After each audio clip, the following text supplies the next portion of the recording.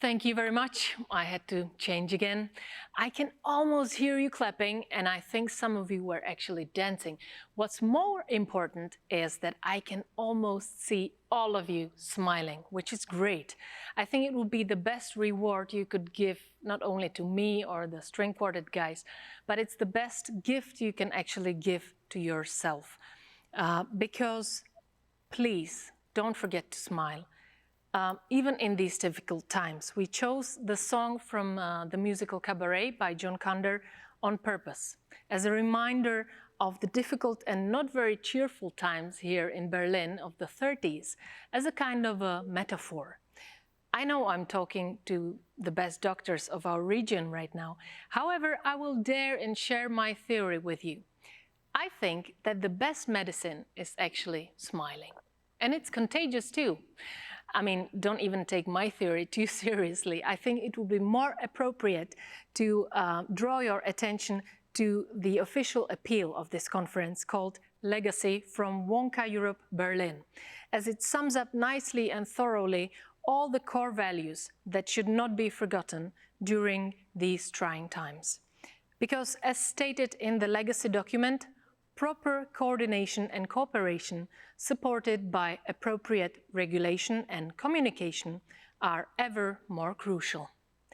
Bearing this in mind, I would like to offer you the possibility to ask any kind of question that come to your mind during the upcoming keynote presentations that are just following.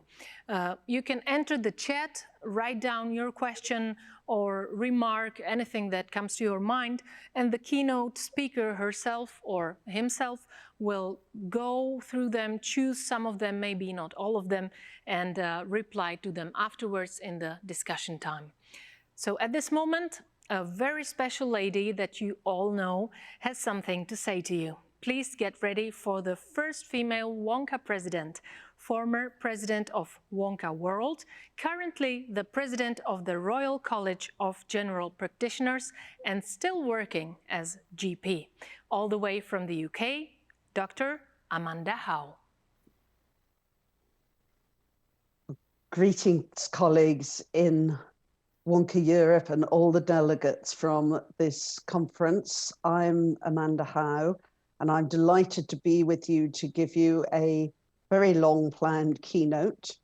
I hope that you'll be able to see my screen and enjoy this brief talk. So my theme is patient-centeredness and patient safety. How can GPs meet both these goals? And I'm going to talk through some of the challenges and then hopefully give you some solutions. And of course, in the next few days, we'll be exploring a lot of this work. I think becoming a family doctor, I've said it starts with a dream. You know, here are some of our great young colleagues. It's a big deal to get into medical school in most countries, and people approve of you trying to become a doctor, and you have to be clever and you have to be likable, and everybody's very proud, and you're proud of yourself, I hope, if you get into med school. When you actually qualify, that's a huge goal after a lot of hard work. And then the choice of specialty, and of course we're celebrating here the people who choose to become family doctors, and all of us need to play our part in encouraging them to make that choice. I find that all the people I meet who are training to be GPs are trying to get a good training, and they want to succeed. They aim high. They want to be a really good family doctor. And of course, again, once they get their specialty qualification in those countries that offer one, that's something to be incredibly proud of. And that's actually the start of the career. So, you know, we all start with the ideal. We want to be a good doctor. We want to be a good doctor. We want to be an excellent family doctor. And we've done the training and the hard work and the qualification to prove it. Does the reality add up? Well, of course, adult life, you know, we all have to make choices. We all have different opportunities. Sometimes they're not all the opportunities that we want. And we can see something we'd love to do, but it's not possible for us right here, right now.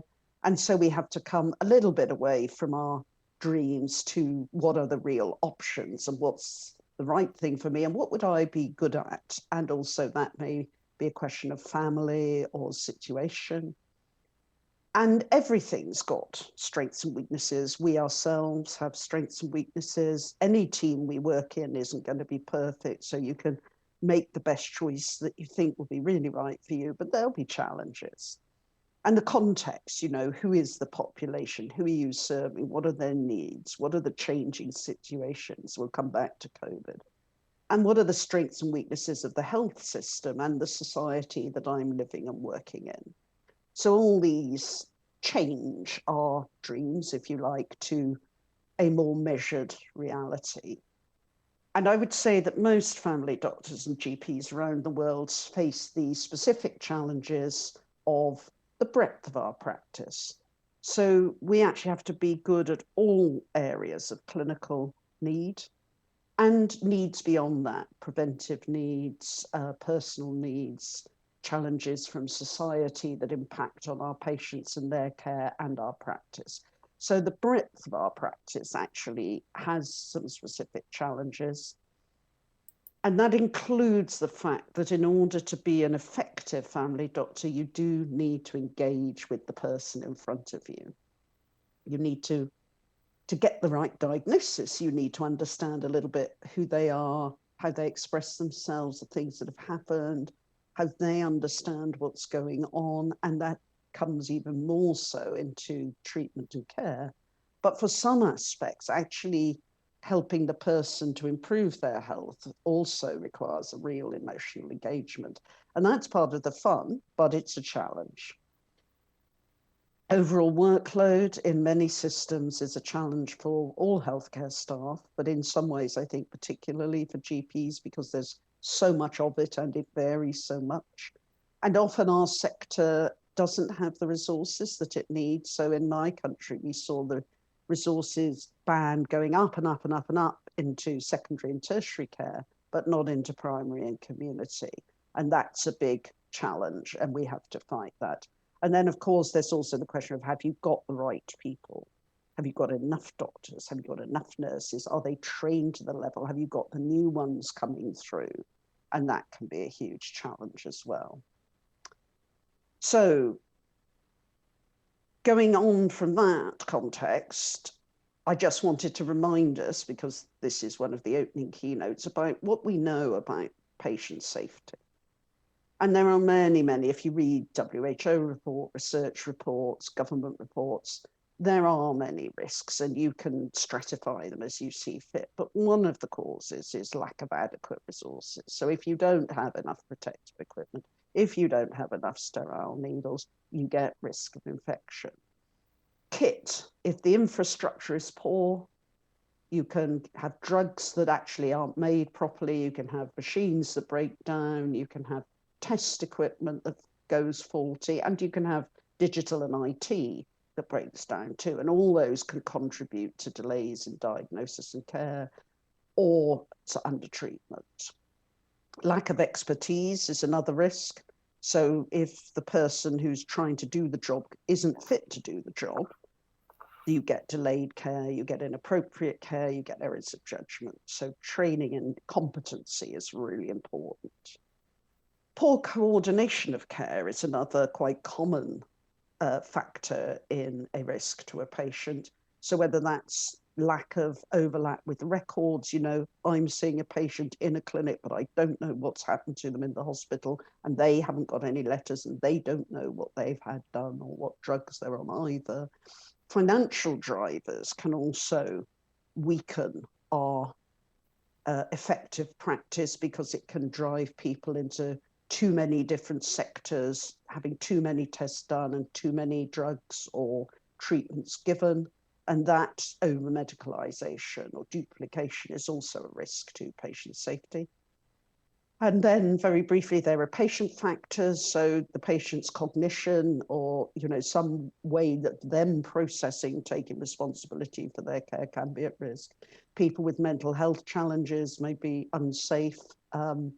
in different ways, and the social determinants of health will also influence patients' vulnerability to risk of error and misuse of services, and perhaps abuse in certain situations. So lots of things about patient safety with patient factors, but also staff factors. Even if I'm well trained and well equipped, if I'm exhausted or I'm distracted, I can make errors, I can miss things, or I can make active errors. That's omission or commission.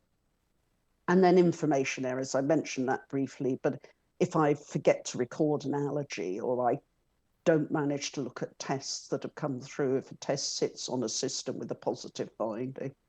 And also similarly, if I don't get information from my colleagues in the hospital about what's going on, or I don't send them relevant information, that can also lead to risks to safety. And I'm sure you can think of many more. And then we've got the COVID crisis, and I've been characterizing this in other talks I've been given as having 6 E's, the dimensions of the existential threat to life. So we've seen other pandemics, but not in my country in my lifetime. I've seen wars, but not in my country in my lifetime. So this sense of danger is a huge additional anxiety and stress for the public and for staff. There's enormous economic impacts. And I lived once through a recession with patients coming out of work, and I remember how much additional work and distress it caused. And we're going to be under that impact, I'm sure. The question of evidence, how stressful is it when you're not sure what the right thing is? I didn't know I liked guidelines until I didn't have any. And so that thing about having to make a judgment in a situation where you're uncertain, is this asymptomatic? Is this patient going to have a COVID crisis? It's really challenging. And that adds to our stress if we don't know likely outcomes of the right thing to do. Of course, colleagues have been working really hard on that, and the evidence is much better 9 months on than it was, but it's still stressful. And all the emotional side, losing patients, losing colleagues, the uncertainty and the fear adds to stress. And if we have more stress, we're more likely to make mistakes potentially. Equity, of course, this lens is always worse for the doctors who are working with very vulnerable patients. And we've seen an emergence of differences in ethnic risk to different staff from this problem and patients. So that's a big challenge as well, how to judge risk for colleagues and to allocate work accordingly. And there is some question, and I'll come back to this at the end, about whether we can learn something from this experience. So one of the things that makes a difficult job possible is that you can learn more about how to do it well. And that's, again, the point of this discussion, isn't it? And there are some gains from what we're learning around COVID and how the planet is doing better with us doing less travel and less driving. So anyway, lots of implications for family doctors. So going back to the challenges and the risks to patient safety, I think for our discipline, and particularly with that context of the stress of COVID, one of the challenges is, can I keep focus now on this patient here rather than the multitasking? The screen bleeps, the nurse is asking me a question. It used to be the telephone, now it's the computer. So actually keeping focus on the patient, keeping centered on the patient for the time that we are with them is one particular challenge. The depth of our involvement with patients, how far am I going to go in this time slot now? If they've got several things going on and I'm going to ignore some of those, if I know they've got a screening intervention that hasn't been done and I'm going to ignore that, or am I going to go on into all those agendas beyond the present problem, even beyond the patients who attend? So one of the things when you're really busy is you get through the clinic, but what about all those people who've missed their appointments? Are we reaching out to them? Are we following up those people who don't attend regularly and who don't come back when they've had something done? We were going to follow up. Is that their responsibility or is it mine? Of course, again, when we're under stress, we tend to let some of those things slip. Managing my time, there are a lot of things I need to do after a clinic. Can I leave myself time to do those? There are things I need to do to meet with my team. Have I got time for those? And if we want to do development work in the clinic, we've got to put aside some time to think about that too, or look at our quality information and work with that. And all that needs time. Then keeping up to date, so not only with clinical stuff, but also with administrative and systems changes. I mean, I find that quite overwhelming sometimes. And all that takes time and energy. And beyond that, of course, have we got the system resources to assist good care? I think, again, all those are the stresses that we need to think about the balance. But I just wanted to say, are there risks to being too patient-centered? Yes, I think there are. If you're very, very involved with the person and the discussion with the person and chatting with the person, you can actually miss things you need to do with your doctor head on. So whether that's clinical work or preventive and proactive agendas that the patient isn't thinking about, you being very focused on the person can distract you from the health agenda. We can create patient dependency, so there's a literature on this, but the doctor who is very nice and very loving can actually encourage people to keep coming back rather than moving on. And that in some ways is a risk to the system, but it can also be a risk for them and the patient because it can exhaust the doctor. And that reduces their time and energy for other asks. So the capacity to come out of that clinic and do some work with the team may be less if they've been so involved with the patients.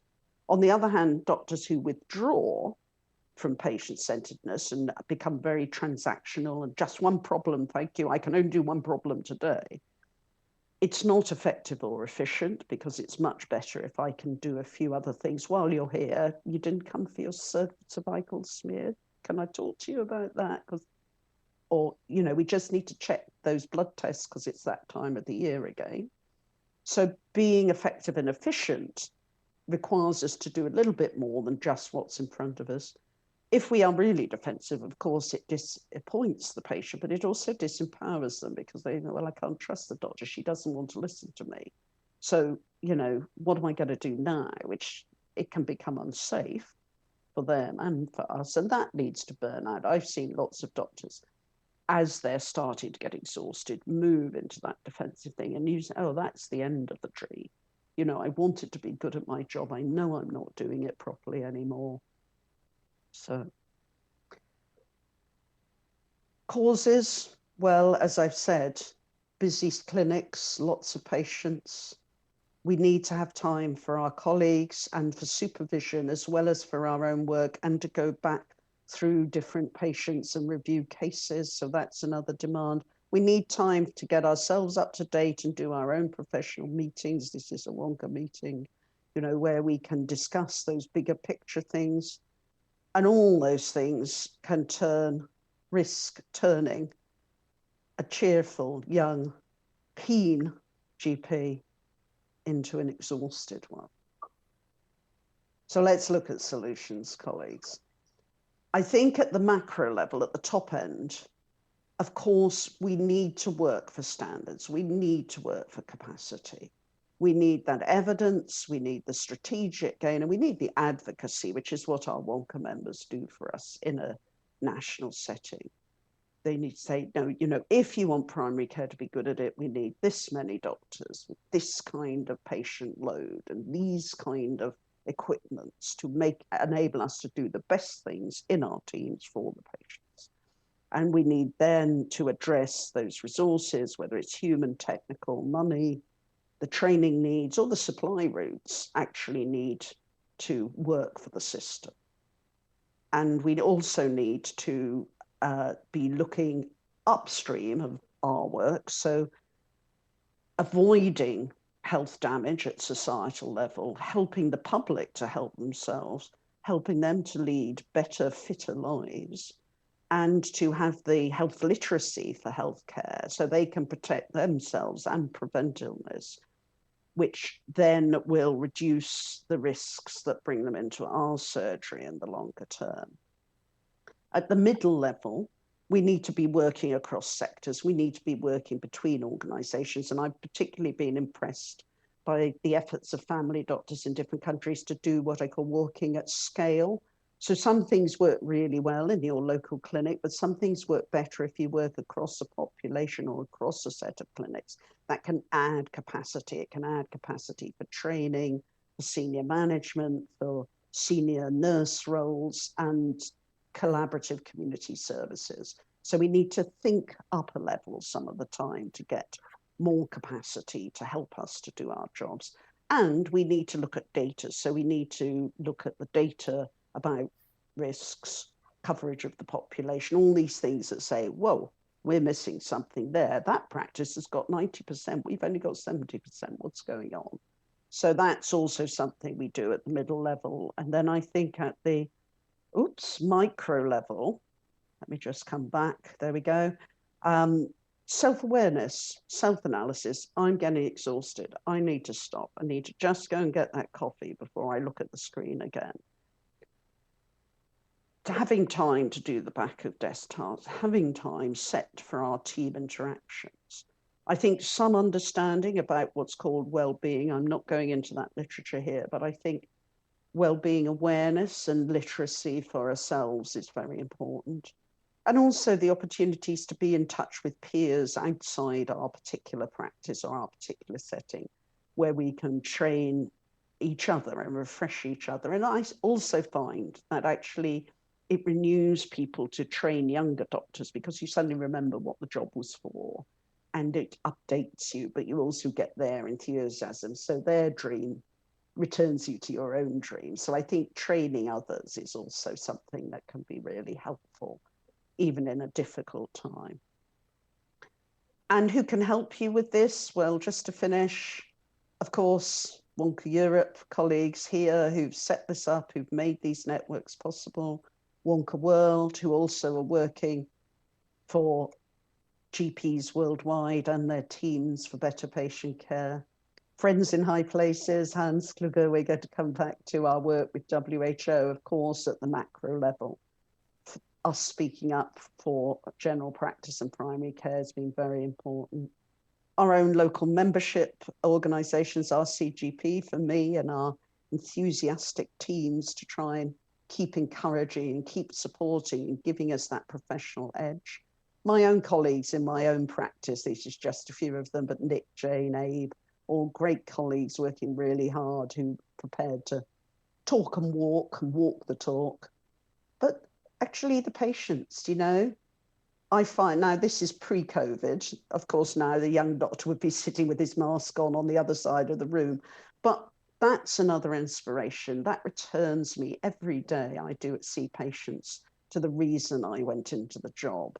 So, you know, don't forget when you come out of your 30, 40 person clinic, you've done good and these people will be grateful. So congratulate yourself, keep yourself fresh. Don't do it all the time.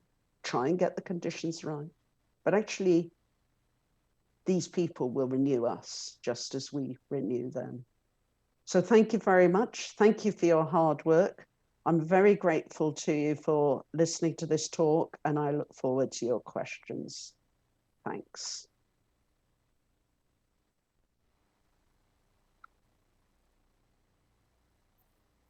Hi. Hello. Thank you very much for your inspiring talk, Amanda. So now it's up to the audience, and the floor is to the audience. If you have any questions, please use the chat, postpone questions on the chat that we can get a little bit in the interchange. Amanda, the first question is from my part. You mentioned the overload of work for many general practitioners. What are helpful strategies to overcome this issue? And my question is, what about task shifting? You have in Britain the PA system. What about working in interprofessional teams? And could you say something about that? Because this is an issue for many European countries at the moment. Sure. So that's what I was meaning about looking at your team and who can do what in the best way, and doing some analysis and experiments maybe in the clinic, and then also going outside the clinic to look at what other people are doing. And over time, the more systemic, training. So, for example, in our country, nursing, I can remember employing my own nurses in the first phase of practice nursing when I was a much younger doctor. But still, there isn't a really coherent training to come into general practice nursing in the UK. And so you have to have the debate with the nursing colleagues and the nursing colleges about that sort of example. You flagged, Christophe, the question of what other kinds of workers, and I think this is a big debate, and each country may be at a different development. But what we are saying in the Royal College at the current time is it's good to have an extended team. And not only in your own clinic, but maybe even outside the clinic, to have community link workers. I've seen this in Brazil, for example, who do some of that work, engaging with the population, bringing people who aren't bringing themselves into the clinic or whatever, but also to be sure that we keep the roles a little bit distinct, because you can shift tasks, but you don't want to lose the skills of the doctor or the senior nurse, because not everything can be done in at the other level. So I think it's a big discussion to get the exact cadre of workers right, but certainly to develop the multidisciplinary team and to think about task shifting, and also finally to explain that to the patients, because we don't want people to leave the sense that they have a team in the clinic. Oh, my doctor, my nurse, Beres, who does my blood test. I had a patient who once said to me, well, I go to Amanda for this, and I go to Donna for that, and then I go to Paul for the other. And that's fine because I know them all. And I think it's that combination of person-centeredness and knowledge of the team, but also patients understand that different people do different things. Anyway, yeah, one of the challenges, certainly, but very helpful in my working lifetime to have that wider team. Yeah, because you mentioned the patient-centeredness, and nowadays we have increasing teams in GP surgeries, and so this problem of shared responsibility, which makes sometimes difficult to have a good continuity of patient care with so many different actors and persons involved in this process. Exact. That's the tension, and it's an even bigger tension in some systems which are a little bit more fee for service, because then people keep swapping around, and that really breaks the continuity. But I think we have been thinking again in this sort of named nurse, named healthcare assistant, named GP model, certainly for chronic disease management or ongoing care, so that the same small team within the team will try to keep people who need proper follow-up on a regular basis. I can see some questions coming now. Yeah, now we have a question from Lisbeth van der Jagd. She asks, in our country, did you organize some help for GPs, like consultations about their negative experience with COVID care? In the Netherlands, we organize a listening ear for them, a free service for GPs and who like to chat about this. Could you comment on that? That sounds really good, Lisbeth. We have done a lot of work in the college, online modules about well-being, and trying to paint a picture what you could do in your clinic. So having a buddy system, having what we call 20-minute cuddles. It's not a cuddle because we can't touch each other, but to make sure we've got a time when we're actually talking about the challenges of the day rather than just going on to the business side. We have a doctor's wellbeing service in the United Kingdom, which colleagues fought very hard for GPs to be involved with. I still think perhaps we could be doing more, but I'm hoping also that all of us, that's what I meant about, reflecting on your own needs, will be thinking, do I need to talk to somebody now? Or do I just need to say to somebody, I need a break? I need to take a day off, 2 days off, whatever. But yeah, very important. Thank you for raising that.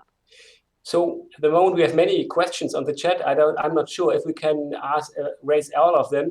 Bernhard Clemens is asking, why is clinical reasoning and mistake recognition and management not part of the GP curriculum? Why is society to improve diagnosis in medicine not very well known? Okay, well, if it's not part of the curriculum, that surprises me, because I think if I looked at my postgraduate curriculum and even the undergraduate one where I'm in medical school in the UK, it would be, because I think also it gives you, as a doctor, you have that insight to working through your own logic. And it's an important part of our cognitive competency. So again, Bernard, thank you for flagging that. I didn't talk much about the detail of the curriculum because of time, but it's important part of becoming safe. At the same time, of course, family medicine is a particularly challenging specialty for working with uncertainty. And, you know, the more we go down one diagnostic pathway, sometimes the more we block another possibility. So our clinical reasoning is a complex area. But if we don't get those building blocks right, then it's a problem. And certainly that's also what I meant about data analysis, you know, significant event analysis. We certainly should, and we are in the UK routinely teaching the method of analysing things that seem to have gone wrong and looking at why, and then looking at what could be changed and then putting that in place. That whole quality improvement methodology is also an important part of our training and our continuing development. Thank you.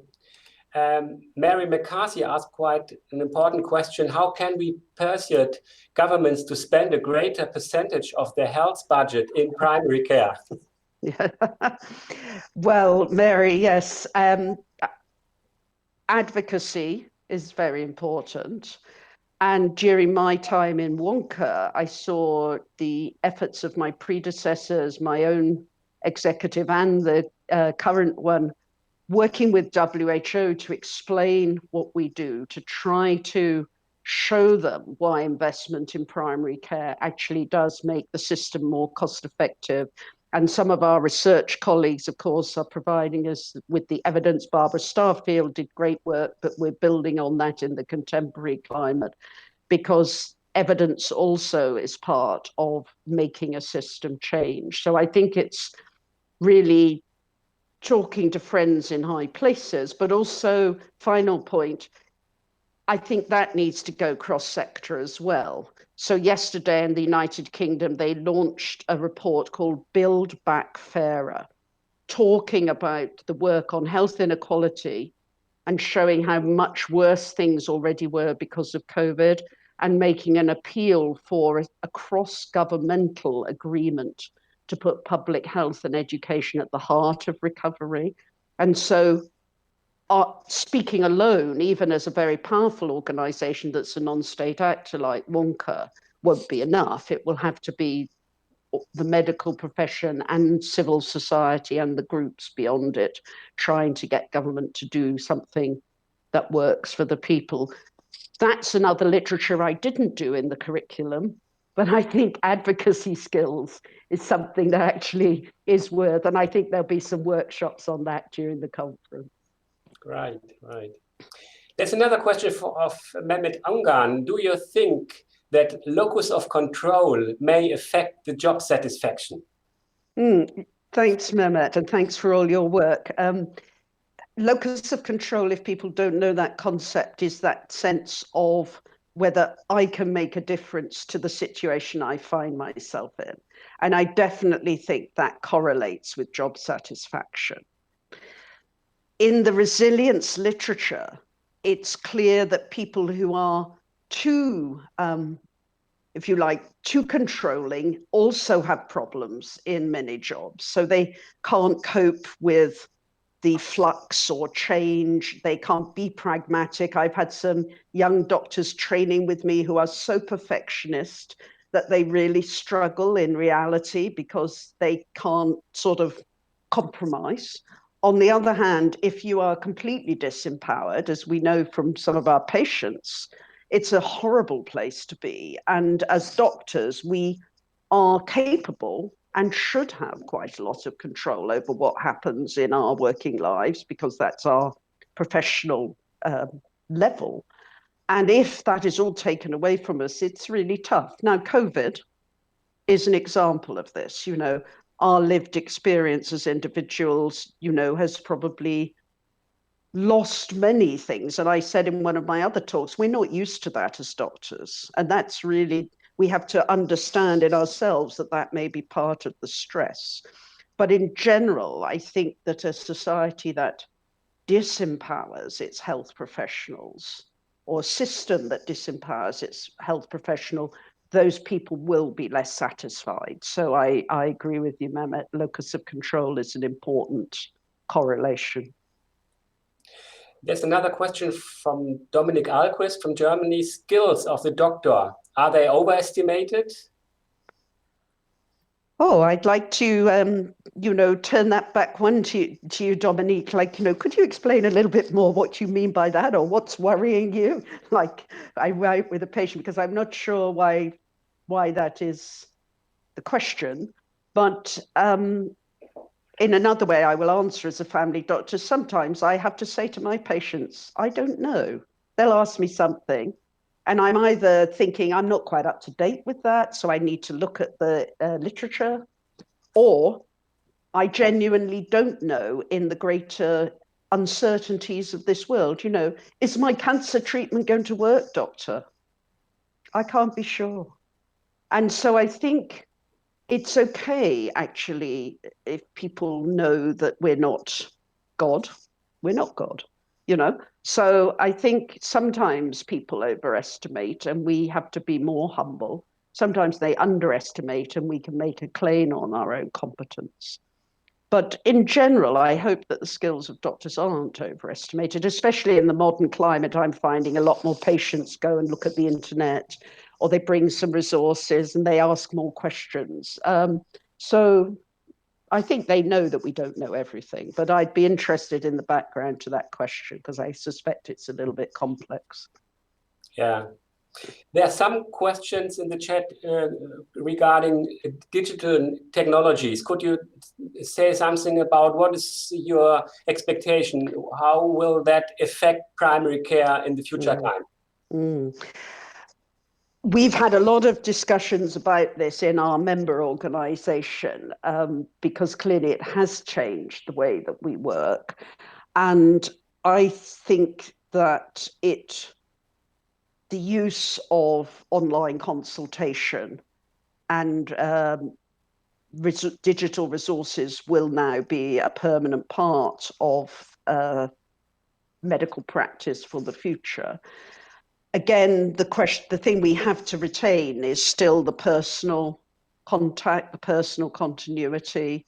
Even if I'm talking with my patient on video, it's still, if they have been working with me, it's better if they come back to me. And sometimes, we have to be careful that the way the system works doesn't start them with somebody new all the time, just because there's a slot on the rota. But I think if we can evaluate the best use, the things that work well online, and understand better the things that where it has its limits, then I think we can usefully use it. And to be fair, again, it saves us some time, especially for meetings. It's quicker than driving 100 miles to have a meeting in my region to be able to go online. I saw teaching years ago in Australia, where the students were out in the clinics all over the Western Desert, but they were having a tutorial. Well, that's great, isn't it? So I think we have to make this part of our future, but keep evaluating what works and where is it limited.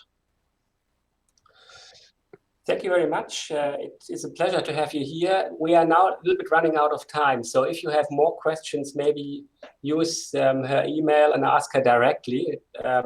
Because now I would recommend that we go further on with the program. Thank you very much for your talk. We will see you later. Thank you. It was a pleasure to be here. And I will be back. Thanks very much. And after the talk of Mr. Kluge, we will have you again here. So please, Erika, do you want to add something?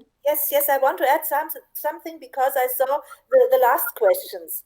And there is one hint that in the virtual library, there are important issues about uncertainty and also errors, which could be interesting in this topic.